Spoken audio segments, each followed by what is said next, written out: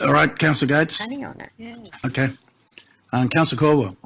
Well, it's along the same lines, Mr Mayor. I actually support exactly what Councillor Barton's trying to achieve, but can you just remind me, perhaps through you to the Director, what's the tenure of this actual site? Council temporary retention tank, I would have thought. Asset, right? Through you, Mr Mayor, it is largely council land. There's, I think, some road reserve and an easement across it, but it's largely council tenure. So would we not be better off to include in this resolution something about the CEO being authorised to enter into normal lease terms with the Gold Coast Turf Club? Yeah, just, I guess, thinking about the resolution as it's worded, there are all of those consequential issues to be worked through. So we could do it two ways. We could have something as is proposed by Councillor Caldwell. If that wasn't the case, we didn't have any words additional to what's there, those consequential matters would have to be worked through. And if we have to come back to council to get further resolutions, that's exactly what we do. We understand the import of it, but all the issues of tenure, any regulatory responsibilities, etc., would have to be worked through consistent with current policies and legal frameworks.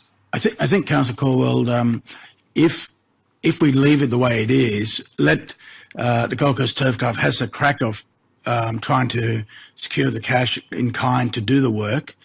Before they commence the work, they need to come and finalise this, because it might be that by the time they look into the project itself, maybe it's too big for them.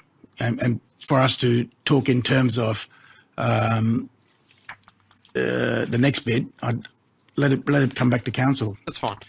The other thing, I mean, it talks about really just trying to source the money for it to be filled. Again, I don't know if we should be crystal clear that council's decision today is that this site should now be filled, and that its highest and best use for the community is as an overflow car park, horse training, blah, blah, blah.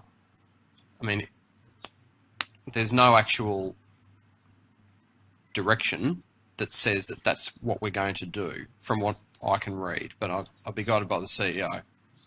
I think the import of the resolution is that that's what would happen, provided there is money other than the council money forthcoming. If that is not the case, then we're back to the status quo.